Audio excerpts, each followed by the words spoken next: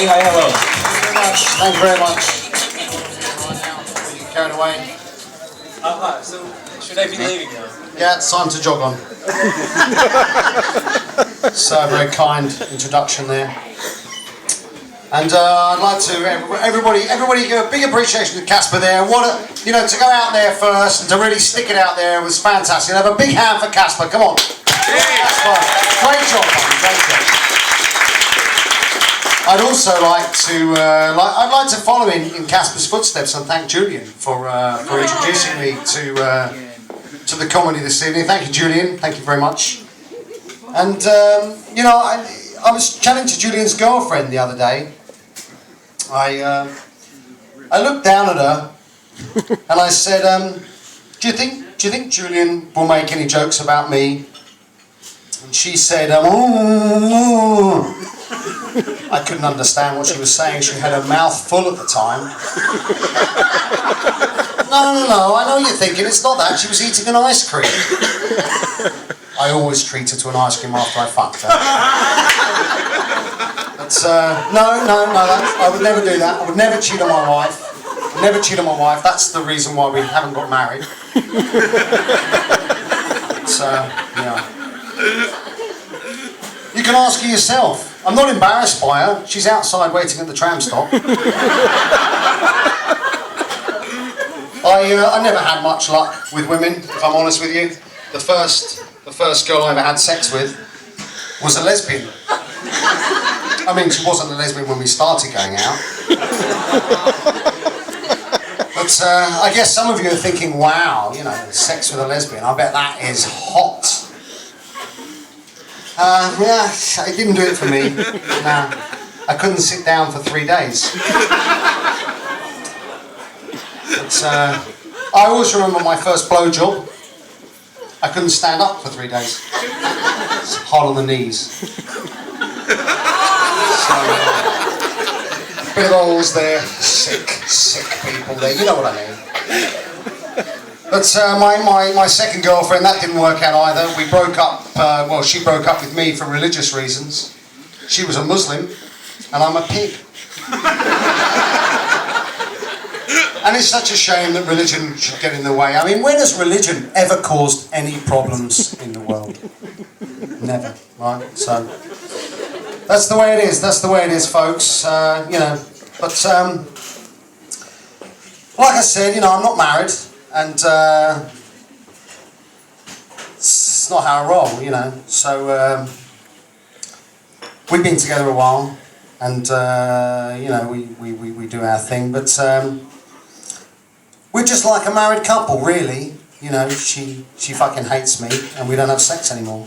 So I mean, it's not never, right? It's not never. We agreed we would have sex on special occasions. She got to choose the special occasion. I was hoping for birthdays, anniversaries maybe, public holidays. She chose the election of a new pope. So, that was pretty good. So, she said to me the other day, actually, she said, we're out of condoms, you should go and buy some condoms. So, I ran out of the house. Literally ran into the shops, and I'm thinking, wow, my luck is in tonight. I feel sorry for the Pope. He's probably had a stroke or a heart attack or something. But I don't want to dwell on that. So, I get to the store. Have you ever been to a shop and you've watched people buying milk, and they take all of the cartons of milk out of the fridge and they're examining the milk for the dates on the milk, because 2 days is not good, you've got to get more days out of the milk. I'm like that with the condoms, so I'm searching through the condoms. I'm like, 2018, come on, give me a chance. There's 3 in a packet. Finally, I find some for 2019, so, bingo, I might use 2. So, I get home and,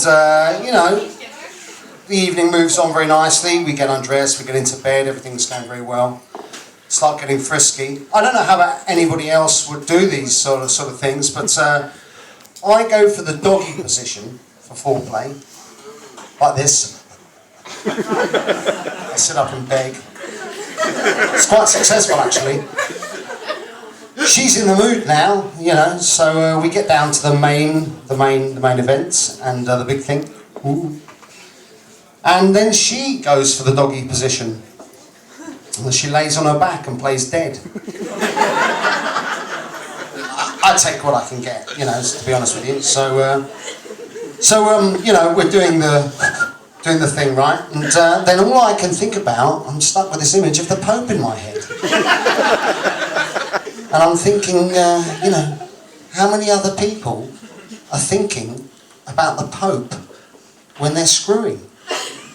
Apart from the cardinals, obviously. So, you know, but it's not all bad. It's not all bad. It's going pretty well. I know she loves me. I know she does. And she can cook. Ooh, she can cook. We buy most of our food in Lidl. You know, man, anybody here? I love Lidl. I mean, I absolutely love going to Lidl.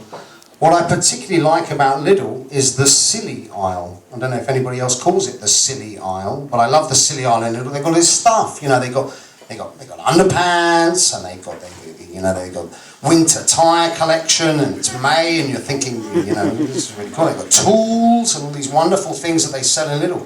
Really amazing. I love the silly aisle. I caution you to never go to Lidl at 8 o'clock in the morning when all the old deers are queuing up. It's like the Hunger Games. They're like fighting their way in, you know. It's brutal. But, you know, there's a limited selection of food available at Lidl, but they really, you know, it's amazing. My girlfriend, she really manages to create a fabulous variety from the food that is available. Last week we had screwdrivers for dinner. Very, very tasty. Very tasty they were. So, to be fair, you know, I'm not entirely blameless in our relationship. I have a problem that's called selective hearing. I don't know if anybody has had this problem before, but I actually am unable to focus on two things at once. So when I'm reading something or looking at the tablet, which tablets, it's cool, right? I can't actually hear it when my girlfriend speaks to me. I don't actually hear it when she speaks to me at all, you know, and I say to her, look, it's not because I don't want to listen to you, so I can't listen to you, you know, my brain can't process two things at once.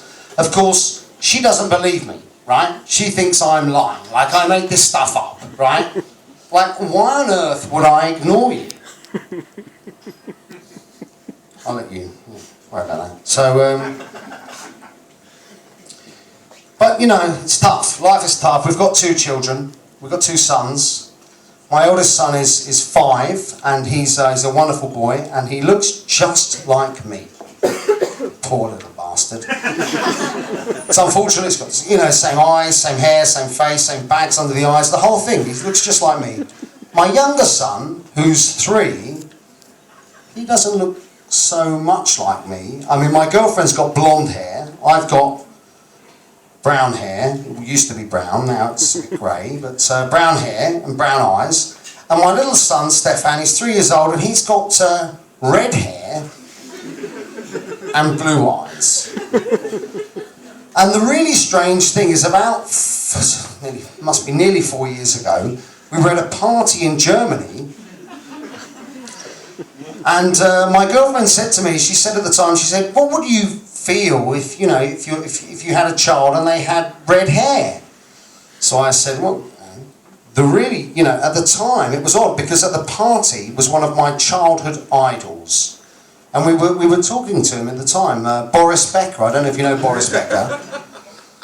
So I didn't want to offend Boris, you know, and because he's, you know, so I said, oh, you know, it wouldn't bother me if my child had red hair, and you know, so. He was very nice. He was very nice to us. In fact, he took my girlfriend on a tour of the house. They weren't gone for long, 5 minutes or so. But,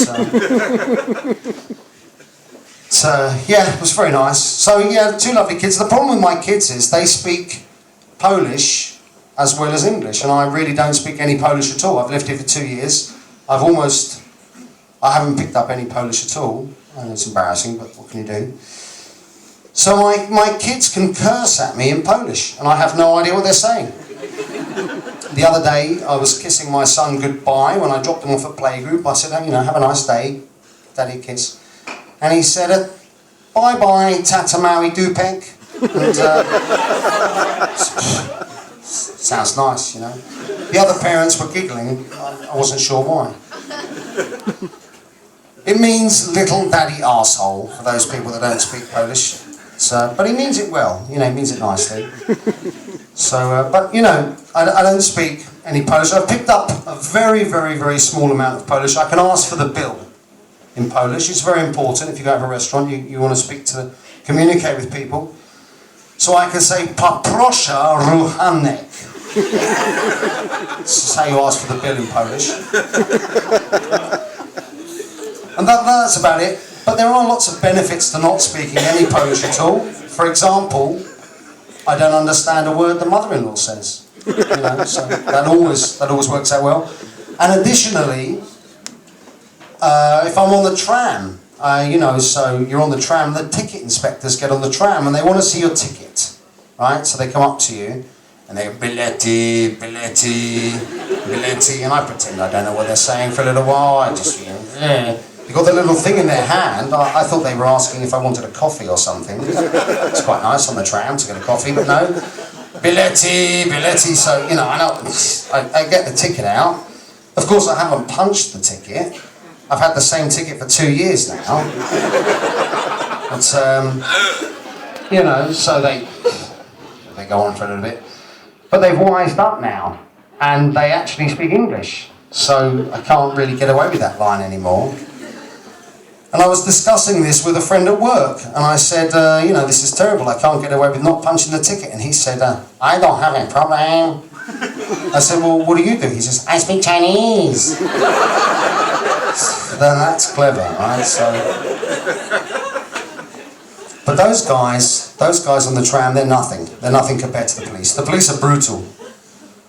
I'm walking to work, I get off the tram and I'm crossing the road and I'm walking to work, and the traffic lights, you know, the pedestrian man, the little red man is red. It's a red man, you're not supposed to cross there, but there's nothing coming, you know, so I think, well, there's nothing coming here, so I just cross the road. And 2 policemen are hiding in the shadows. That's what they do, they hide in the shadows. What's that line? Yeah, it's Kornica is the station they were at. So they leap out of the shadows, and they say to me, proszę pana, documenty. No, I haven't got any cigarettes, you know, what do you want? And they start, you know, they're going on, the document, I said, and I do the English thing of speaking very slowly, very clearly and very patronisingly. I don't know what you want. And they start, you know, documenty. I don't understand what you're saying. So then they switch, they get clever. They're passport, like people walk around with their passports in their pocket. So, well, you know. And just at this moment, one of my colleagues from work, she walks up and she says, oh, can I help you? Can I translate for you? I'm like, get the fuck out of here! I'm doing all here. It's, you know, terrible. But normally I cycle to work. I love riding the bike to work. It's very pleasant in the morning. The sun is shining. And I'm cycling to work one time, and I get to the traffic lights, and the traffic lights are red, but there's stationary traffic here, and there's stationary traffic there, and I think, well, you know, I'll just go across. So I cut across, and I'm cycling along. Then this van pulls up next to me, and the window winds down, and this guy starts screaming at me. I'm like, what the fuck? You know, what do you want? So I speed up a bit, you know. This guy's down. He catches up next to me again and he starts screaming at me, proszę dehać. I don't know, what the fuck do you want? You know, so I speed up again, you know. He catches back up again to me and he's tweaked that I don't speak Polish, so he starts saying in English, pull over. pull over. So I say, no. Speed up a bit more, you know. And now I'm going pretty much as fast as I can pedal, you know, and it catches up again. And the guy says, pull over. So I think, oh, you know, so I pull over. And he gets out of the car. And he walks around to me and he says, you know you're on the red light. I don't know if he was Russian, but that's what he said. You're on the red light. So I said, Ming Tang Sang Na Wang Na Nga.